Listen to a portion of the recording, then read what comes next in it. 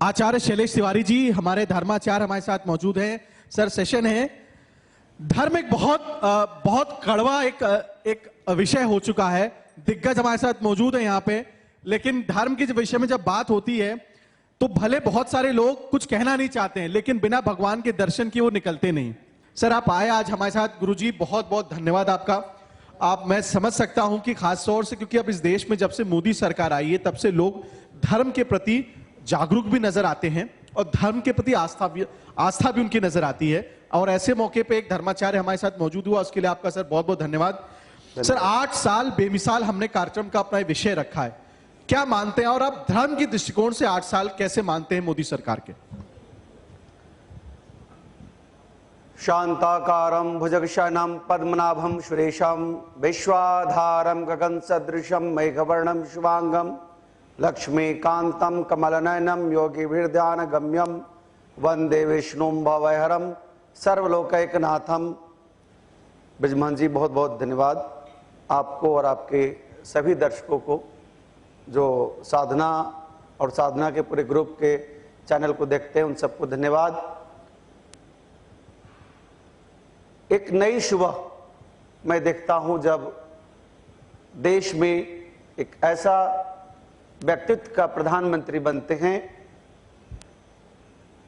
जो एक ऐसे वर्ग से आए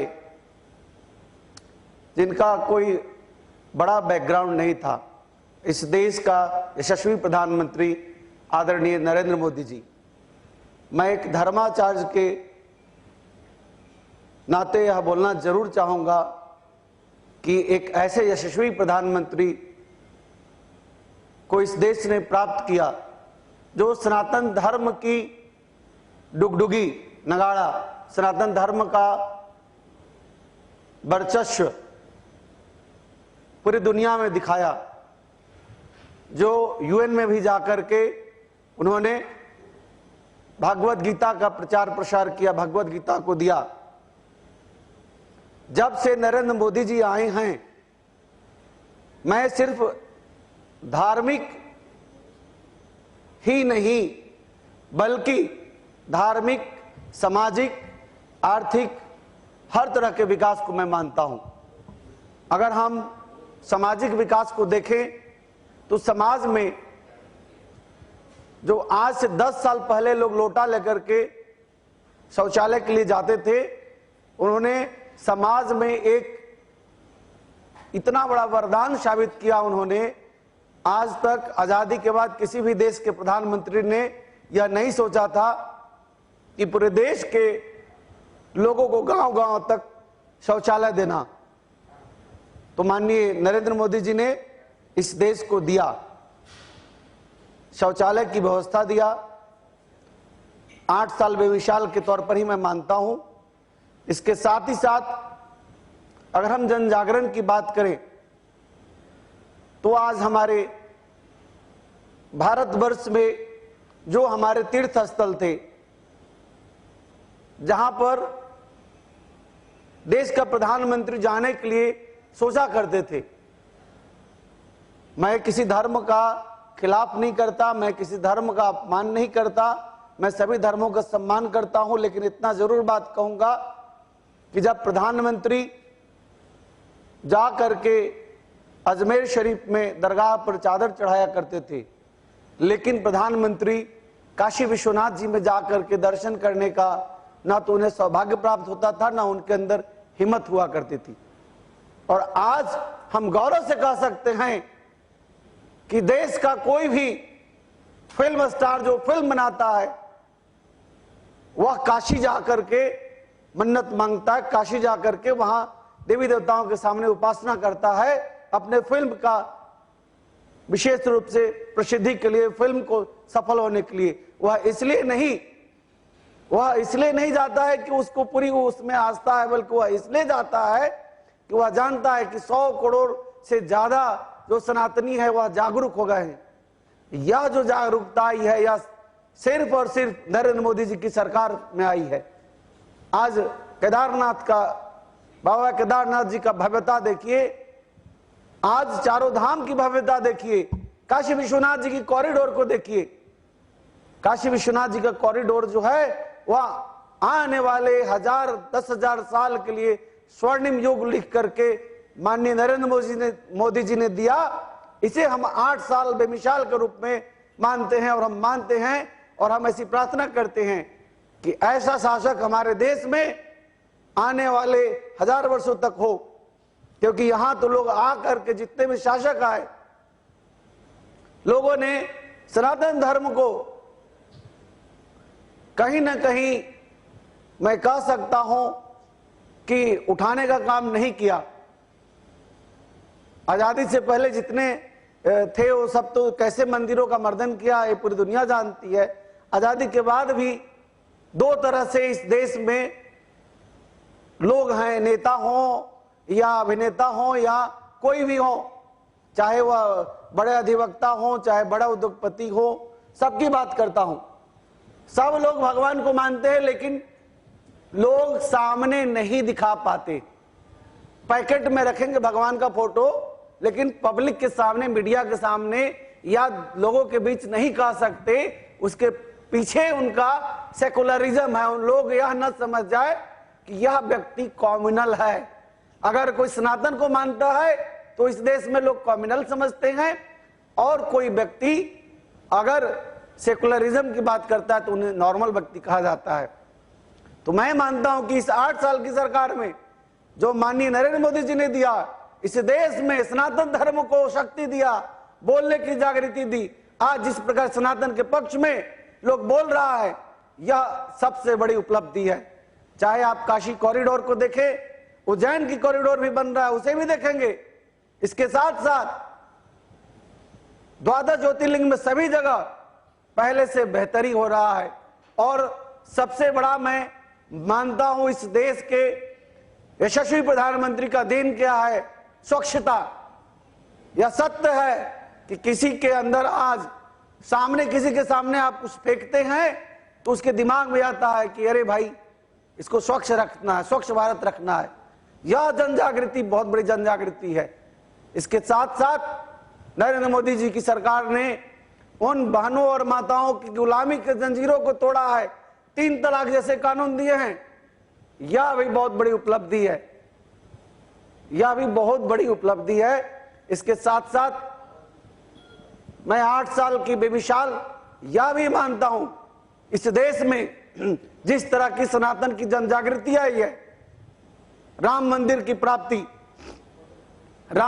प्राप्ति 50 साल से तो चल रहा था, 50 साल से ज्यादा से वर्षों से चल रहा था, कोर्ट में केस चल रहा था, 550 वर्षों से जो है लड़ाइयां चल रही थी राम मंदिर को लेकर के। लेकिन माननीय नरेंद्र मोदी जी की सूझबूझ के कारण जिस तरह की कोर्ट ने, माननीय न्यायालय ने दिया पक्ष में, राम मंदिर को सनातन के पक्ष में दिया, हिंदुत्व के पक्ष में दिया, यह कहीं ना कहीं श्रेय नरेंद्र मोदी जी को ही जाता है कि इनके नेतृत्व में राम मंदिर को प्राप्ति हुई। हम ज्ञानवापी मंदिर की भी प्राप्ति करेंगे, हम इन्हीं के नेतृत्व में जो है वह मथुरा की भी प्राप्ति करेंगे। और जो सत्य है वह सत्य है। सत्येन रक्षते धर्म विद्या योगेन रक्षते। सत्य से धर्म की रक्षा होती है और सत्य यही है कि हमारा ज्ञानवापी मंदिर था। तो मैं मानता हूं कि सनातन धर्म के लिए नरेंद्र मोदी जी जो हैं वह वरदान साबित होते हैं। और यह सुखद है कि इनकी 8 साल की शासनकाल में एक देश के एक बड़े राज्य का जो शासक, यह भी योगी, योग पुरुष, एक संत को बनाते हैं, माननीय योगी आदित्यनाथ जी को बनाते हैं। यह भी स्वर्णिम काल का ही एक बहुत बड़ा उदाहरण है कि जिस प्रकार योगी आदित्यनाथ जी एक गिरवाधारी भगवाधारी संत, एक देश के बड़े राज्य का शासक के रूप में अच्छा कार्य कर रहे हैं। और उनके कार्य को ना कि सिर्फ हिंदू धर्म बल्कि सभी धर्मों के लोग मानते हैं। और मैं तो यह भी 2 दिन पहले मीडिया में देखा और सुना कि एक मुस्लिम बड़े धर्माचार्य ने कहा कि योगी आदित्यनाथ जी राजधर्म का पालन कर रहे हैं। यह बहुत सुखद है किसी ऐसे मुस्लिम धर्माचार्य के द्वारा, धर्मगुरु के द्वारा कहे जाना। और यह उपलब्धि योगी जी का जो है वह मैं मोदी जी का ही शासनकाल को मानता हूं कि मोदी जी ने अपने कार्यकाल में योगी जी जैसा यशस्वी मुख्यमंत्री को दिया।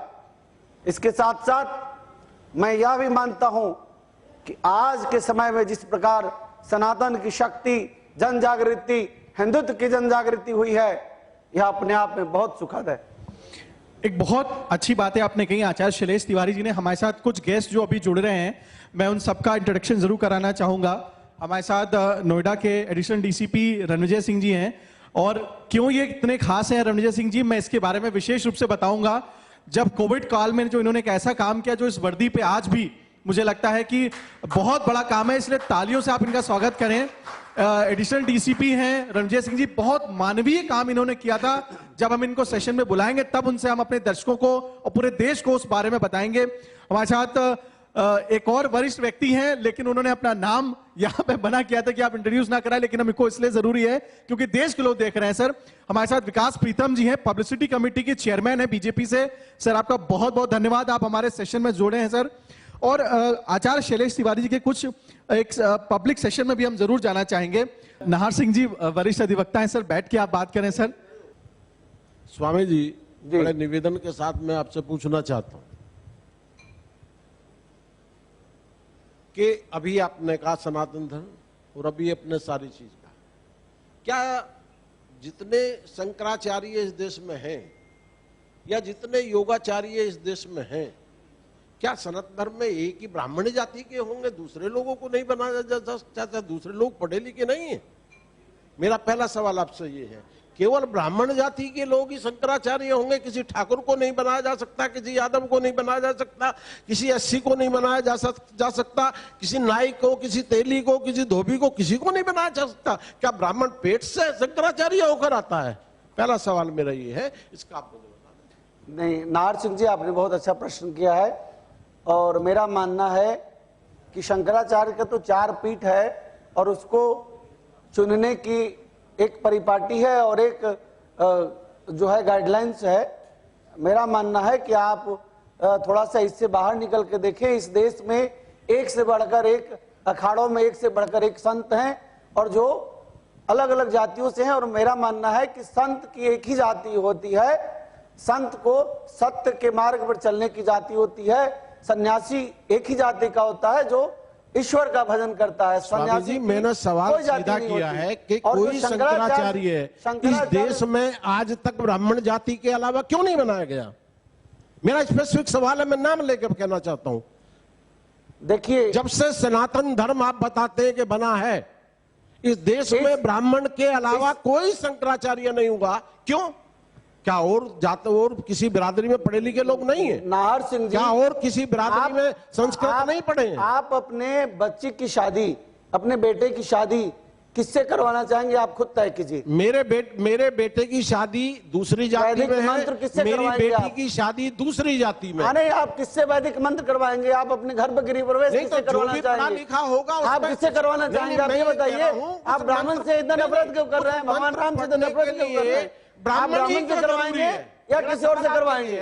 ब्राह्मण की परिपाटी है के लिए ब्राह्मण ही क्यों जरूरी है? दूसरी जाति के लोग ब्राह्मण क्यों नहीं हो सकते? उसके पीछे यह रीजन है कि ब्राह्मण जो वैदिक मंत्र, त्रिकाल संध्या और जिनकी वर्ण व्यवस्था पीछे से चलते आ रहा है और जिनके परिवार में जो है वह शंकराचार्य वही होते हैं जिनके पीछे का वंशावली जो है वह त्रिकाल संध्या से जुड़ा होता है। तो ये हुआ कि ब्राह्मण पीढ़ी दर पीढ़ी शंकराचार्य होंगे और दूसरी जाति के लोग नहीं होंगे। आप चुन लीजिए ना, क्या दिक्कत है? आप नए शंकराचार्य चुन लीजिए, शंकराचार्य की कमी नहीं है।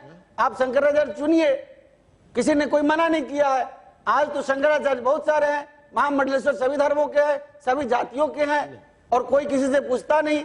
हम किसी सनातनी से, किसी संत से यह नहीं पूछते कि स्वामी जी आप किस जाति को हो। बस गेरुआ है, वह मेरे संत हैं, वह मेरे प्रिय हैं। चलिए मैं आपसे दूसरा सवाल पूछता हूं स्वामी जी।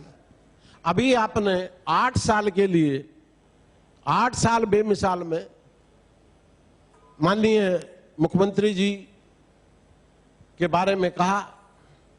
मैं आपसे पूछना चाहता हूं कि मुख्यमंत्री जी किस पंथ के मुख्यमंत्री जी गोरख पंथ के मानने वाले लोग, नाथ संप्रदाय। और गोरख पंथ जितना मैंने पढ़ा है, मैं आज 72 साल का हूं, मैंने गोरख पंथ को बहुत पढ़ा है। उसके मंदिर 2 या 3 है, इससे ज्यादा नहीं है इस देश में। गोरखनाथ में है, अहिरवाल में, अलवर में है, और एक जगह और है। गोरख पंथ के मानने वाले लोगों का मूर्ति पूजा में कोई विश्वास नहीं है। गोरख पंथ के मानने वाले लोग मूर्ति पूजा नहीं करते हैं। लेकिन सरदे माननीय मुख्यमंत्री जी हर तीसरे दिन राम की घंटी बजाते हैं। मेरा सवाल राम से नहीं है, आप फिर बुरा मानेंगे। मेरा सवाल यह है कि जिस पंथ के मानने वाले वो लोग हैं, आदरणीय माननीय मुख्यमंत्री जी, उसी पंथ की वकालत, उसी पंथ का प्रचार वो देश के लोगों के लिए क्यों नहीं कर रहे हैं? अपने पंथ को क्यों नहीं मानते? जो आदमी अपने पंथ का नहीं हो सकता, वो दूसरे पंथ का कैसे हो सकता है? मैं आपको बता दूं कि जब एक राजा होता है वह, और सनातन धर्म का धर्माचार्य होता है, वह किसी एक पार्टिकुलर पंथ से नहीं बल्कि पूरे सनातन के लिए काम करता है। और आपको बता दें कि भगवान साक्षात शिव, नाथ संप्रदाय में जो आप बोल रहे हैं गोरखनाथ जी का, वो साक्षात भगवान शिव के अवतार थे। और भगवान शिव के अति प्रिय प्रभु श्री राम थे, और प्रभु श्री राम के अति प्रिय भगवान शिव थे। इसलिए नाथ संप्रदाय जो है वह प्रभु श्री राम की भजन करता है, और प्रभु श्री राम जो है वह प्रभु शिव जी के भजन करते हैं। तो एक दूसरे के प्रति भक्ति का यह संदेश है। साक्षात भगवान शिव है गोरखनाथ जी, गुरु गोरखनाथ जी जो है वह साक्षात भगवान शिव है। वो मैंने पढ़ा है, वो सब साक्षात गोरखनाथ जी का शिव जी भगवान से कोई संबंध नहीं है। मैंने गोरखनाथ जी के बारे में बहुत पढ़ा है, और मैं कोई चीज स्वामी जी बगैर पढ़े ना किसी से सवाल पूछता हूं ना तर्क करता हूं। मेरा एक लास्ट सवाल आपसे ये है कि आपने अभी ज्ञानपीठ मस्जिद का मामला भी उठाया, हालांकि मेरी अभी आपसे कुछ बात भी हुई थी। मंदिर में बोलता हूं मैं, ज्ञानपीठ मंदिर का, ज्ञानपीठ मंदिर बहुत पहले से है, और ज्ञानपीठ मंदिर जिन लोगों के जो पुजारी हैं उन्होंने कहा ये सुरक्षित है और पहले से है। उनके मानने वाले लोग हैं जो उसकी पूजा करते हैं, कई पीढ़ी से लगातार ज्ञानपीठ के बारे में करते चले हैं। मेरा ये निवेदन है कि ज्ञानपीठ शिव का एक बहुत बड़ा स्थान है, और वही शिव जिसको हम भी लोग मानते हैं, जिस शिव को सारी दुनिया मानती है, मैं वो शिव आज की तारीख में कैलाश पर्वत पे, जो हमारे शास्त्रों में लिखा गया है, जो हमारे धर्माचार्यों ने लिखा है, जो हमारे वेदों में लिखा है कि शिव की स्तुति, शिव का रेजिडेंस हमेशा कैलाश पर्वत पे रहा है। वो जहां गए एक अलग अलग उन्होंने मठ बनाए, वो अलग बात है। आज शिव का जो हमारा कैलाश है वो चाइना के कब्जे में है, और ये हमारे लिए बड़े शर्म की बात है। इतने यशस्वी प्रधानमंत्री हैं, मेरा कम से कम इस चैनल के माध्यम से मैं ये निवेदन करना चाहता हूं, साहब देखते जाइए धीरे धीरे, कम से कम कैलाश पर्वत को कम से कम आजाद करा के हिंदुस्तान में मिलाएं। हम ये समझते हैं धर्म की बात तभी संभव है। इसके अलावा मेरा ये मानना है कि धर्म को हमको मानने के लिए, शादी ब्याह के लिए, समाज में रहने के लिए मानना चाहिए। देश की तरक्की में हमको धर्म को नहीं लाना चाहिए। मेरा ये आपसे निवेदन है। बिल्कुल, देश सबका है और सबके लिए काम करना चाहिए। मैं ये मानता हूं कि नफरत किसी से किसी को नहीं करना चाहिए। सब इस देश में रहने वाले जितने भी हैं वह सब अपने परिवार हैं, और वैसे सनातन धर्म जो है वह वसुधैव कुटुंबकम के मार्ग पर चलता है। आप अपनी पूजा पद्धति अपने धर्म के आधार पर, यानी अपने सनातन के आधार पर माने, लेकिन दूसरे से नफरत न करे। यह सनातन सिखाता है, और इसी मार्ग पर मैं भी चलता हूं। मैं ये मानता हूं कि इस देश में रहने वाले जितने भी हैं, चाहे वो किसी भी जाति धर्म के हैं, वह सब हमारे परिवार हैं, और परिवार के साथ तारतम्यता से रहने से ही परिवार सही से चलता है। और देश की तभी विकास होगा जब हम एक साथ मिलकर के परिवार साथ चलेंगे। बस हमारी पूजा पद्धति है, जब कोई सनातन धर्म के ऊपर, हमारे पूजा पद्धति के ऊपर प्रहार करता है, तो सनातन धर्म के धर्माचार्य के नाते मुझे अंदर से मन दुखी होता है कि क्यों हमारे देवी देवताओं के ऊपर जो है इस निंदा लोग कर रहे हैं। इसलिए आज मैंने भाजपा के जो राष्ट्रीय ट्रेजरर हैं उनसे, कोषाध्यक्ष से मैंने मांग किया कि इस देश में इस निंदा कानून आना चाहिए। जो ईश्वर की निंदा करता है उसके खिलाफ सख्त से सख्त कानून आए। और ईश्वर सिर्फ ऐसा नहीं कि सिर्फ सनातन धर्म का, चाहे किसी भी धर्म के अगर कोई निंदा करता है तो उसके खिलाफ सख्त कानून आना चाहिए। तब लोग निंदा नहीं करेगा, और निंदा नहीं करेगा तो ये लड़ाई का जड़ ही नहीं पैदा होगा। अब जब लड़ाई का जड़ नहीं पैदा होगा तो देश की तरक्की होगी। एक बहुत अच्छी बात आचार्य शैलेश तिवारी ने की। अब आखिरी हम सवाल लेकर के बाइंड अप करेंगे। आशीष जैन जी हैं सर, आप कुछ अपना पूछना चाह रहे थे आचार्य शैलेश तिवारी जी से। सर मैं सिर्फ वकील साहब ने एक क्वेश्चन किया था कि वर्ण विवरण पे, तो मैं सिर्फ उस पर एक छोटा सा, मेरे को कोई बहुत धर्म के बारे में नॉलेज नहीं है, बट मैं छोटा सा एक उस पर उत्तर जो मेरी समझ में आया मैं देना चाह रहा था कि जैसे इंसान, मानव ईश्वर का या नेचर का कहिए सबसे सुंदर रचना है। तो ईश्वर ने बहुत ही सुंदर तरीके से हमें डिज़ाइन किया है कि सर का, ब्रेन का काम अलग, कंधे बाजू का काम अलग, पेट का काम अलग और कमर का काम अलग। तो उसी तरह से मेरा अपना मानना है, वकील साहब की बात पे मैं बोलना चाहूँगा कि ब्रेन जो हमारा मस्तिष्क है वो ब्राह्मण की तरह, बाजू और जो हमारे हाथ हैं क्षत्रिय है, वो क्षत्रिय, और पेट जो है वैश्य है, और कमर जो है वो शूद्र। सिर्फ मात्र ऊपर नीचे हो जाने से कोई छोटा बड़ा नहीं होता। वो तो हम इंसानों ने आपस में एक दूसरे को कर दिया कि कमर है नीचे है तो वो छोटा है, या मस्तिष्क सबसे कोई ऊपर है किसी के तो बिना नहीं चल सकता, कोई किसी के बिना रह जो नहीं हमारे सकता। दिमाग का कार्य है और जो हमारे पेट का कार्य है, मैं वैश्य समाज को बिलोंग करता हूँ, पेट की भी उतनी ही जरूरत है, दिमाग पेट से बड़ा नहीं और पेट दिमाग से छोटा नहीं। जो काम पेट करेगा वो पेट को ही करना है, और जो ब्रेन करेगा वो ब्रेन को ही करना है। तो ब्राह्मण का जो काम है सर वो ब्राह्मण ही करेगा। बहुत सुंदर, बहुत सुंदर। जो वैश्य का जो काम है वो वैश्य ही करेगा। मैं आपको साधुवाद करता हूं जैन साहब, आप दीर्घायु हो, यशस्वी हो, और आपने बिल्कुल प्रश्न का उत्तर आपने दे दिया सिंह साहब को। सिंह साहब इससे सहमत होंगे। हम किसी के बिना अधूरे हैं। हम चार जो वर्ण व्यवस्था हमारे पूर्वजों ने बना रखा है, हम किसी एक को भी छोड़ेंगे या किसी एक को सताएंगे तो हम चल नहीं पाएंगे। इसलिए हम चारों मिलकर एक हैं और यही वर्ण व्यवस्था, इसलिए जो है शंकराचार्य ब्राह्मणों को ही बनाया गया है। जैसे मैंने कहा कि आप अपने घर का जो गृह प्रवेश है वह दूसरे वर्ण से नहीं करा सकते, और ठीक उसी प्रकार आपकी सुरक्षा के लिए, आप खुद क्षत्रिय हैं, आप ब्राह्मणों की सुरक्षा देते आए हैं, आपकी परिपाटी रही है, ब्राह्मण तो लड़े नहीं।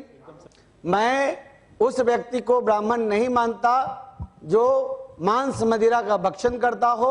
मैं उस व्यक्ति को ब्राह्मण नहीं मानता जो लोगों को मूर्ख बनाता हो, जो बिना धर्म से अलग होकर कार्य करता है, मैं उसे नहीं मानता। और विद्वान सर्वत्र पूज्यते, जो पंडित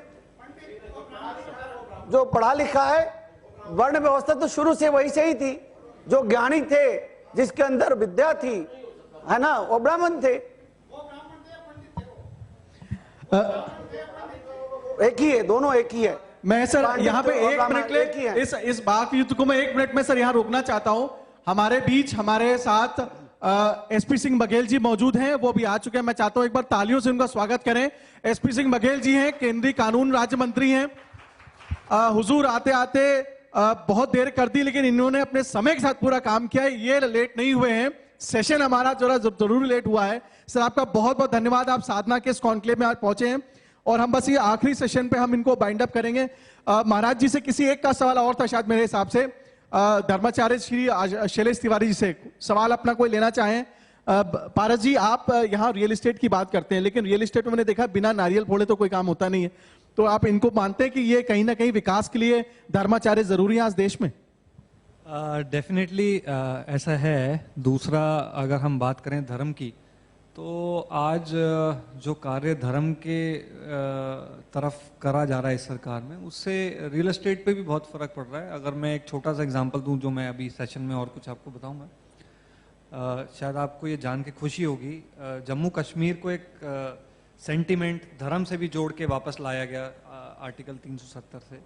तो अगर हम उसको रियल एस्टेट के एंगल से देखें तो अभी तक 31 मार्च तक 34 लोगों ने जो जम्मू कश्मीर के नहीं है वहां प्रॉपर्टी खरीदी है।